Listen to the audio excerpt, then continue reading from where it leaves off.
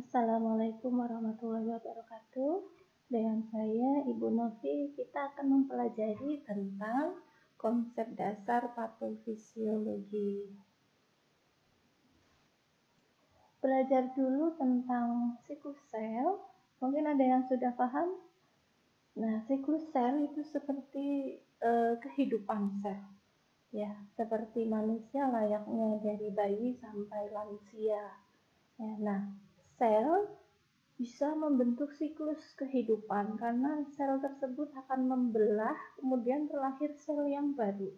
Berbeda dengan kehidupan manusia, bayi, lansia, meninggal, dia tidak akan reinkarnasi gitu ya. Nah, apa yang dimaksud dengan siklus sel? Fase-fasenya adalah ada fase G0, kemudian itu adalah sebentar saja fase ini terjadi, kemudian lanjut fase G1, fase S yang ungu, fase S, kemudian ada fase G2 serta fase M. Ya, nanti kita pelajari apa saja. Cirinya fase G adalah setelah terjadi pembelahan sel, sel akan beristirahat sebentar. Kemudian masuk ke fase G1. Yang terjadi di fase G1 adalah pertumbuhan diferensiasi sel. Paling terjadi hanya 1-2 jam. Ya, ada pertumbuhan organelanya, apa saja, mitokondrianya bisa, lisosomnya bisa, peroksisomnya dan sebagainya, tergantung fungsi dasar sel tersebut apa. Selanjutnya dari fase G1 masuk fase S. Di sini ada fase replikasi DNA. Jadi kalau tadi replikasinya adalah dari organelanya, di fase G1, nah di fase S ini yang melakukan replikasi adalah DNA-nya. Berlangsung sekitar 8 jam. Setelah fase S kita masuk fase G2. Fase G2 ada persiapan pembelahan. Ada double check, ada cek-cek terakhir apakah bahan-bahan yang sudah dipersiapkan untuk membelah diri, yaitu organelar yang baru, kemudian DNA yang baru, itu ada kerusakan atau tidak. Kalau ada kerusakan, maka stop, kamu harus repair dulu. Ada repair sel, kalau tidak bisa di repair, maka akan diapoptosis, dibunuh mati supaya tidak berkembang menjadi sel yang abnormal. Nah, di fase G2 ini ada pembagian sentriol. Sentriol itu nanti yang digunakan untuk pembelahan. Setelah G2 masuk fase M. Jadi yang masuk fase M kalau dia lolos dari double check yang dilakukan pada fase G2. Apa saja mitosis ini? Fase M itu mitosis.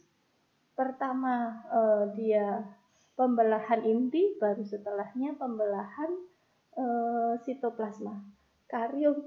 Kariogenesis atau pembelahan inti, berikutnya diikuti pembelahan sitoplasma atau sitogenesis. Ada rumusnya, pembelahan inti terbagi lagi menjadi profase, metafase, anafase, dan telofase. Ya, setelahnya pembelahan sitoplasma, jadilah 2 sel yang sama. Kita akan pelajari lagi lebih jelas. Untuk reproduksi sel, pengenalan ada cara amitosis, ada mitosis, juga ada meiosis. Amitosis itu membelah diri langsung, tanpa tahapan. Ya, contohnya adalah bakteri, itu langsung membelah, karena mereka adalah organisme prokariotik yang tidak mempunyai selubung inti. Nah, kita termasuk yang makhluk eukariotik. Di dalam tubuh kita melakukan pembelahan 2, mitosis dan meiosis. Mitosis itu membelah melalui tahap yang teratur, 1 kali pembelahan saja. Jadi dari 1 sel membelah jadi 2 sel. Dilakukan oleh sel-sel somatik.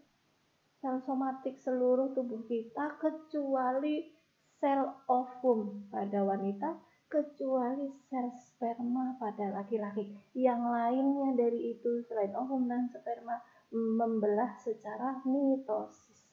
Hanya satu kali pembelahan.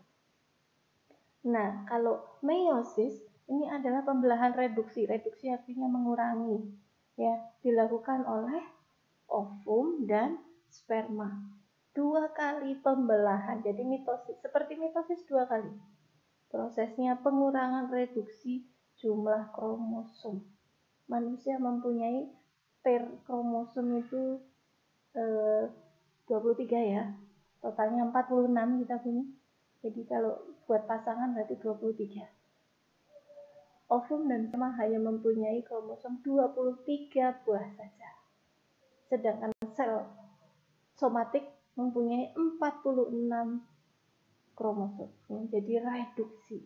Karena kenapa? 2 kali pembelahan. Nah, ini lebih jelas fase G0, fase istirahat sel sebagian, langsung masuk fase G1. Setelah G1, di situ ada persiapan duplikasi organela kecuali kromosomnya ya. Selanjutnya kita bicara tentang fase S.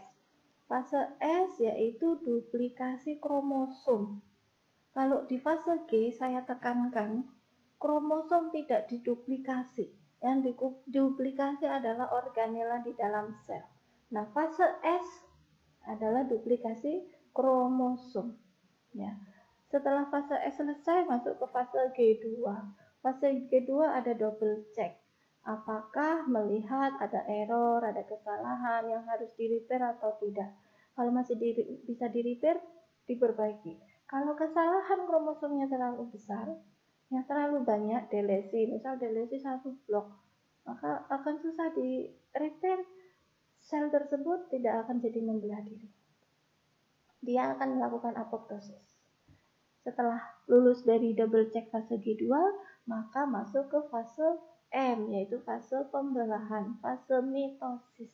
Pertama fase karyogenesis, berikutnya fase sitogenesis. Nah, berikutnya masuk fase G0, istirahat sebentar dan melakukan siklusnya kembali. Ini namanya siklus hidup sel.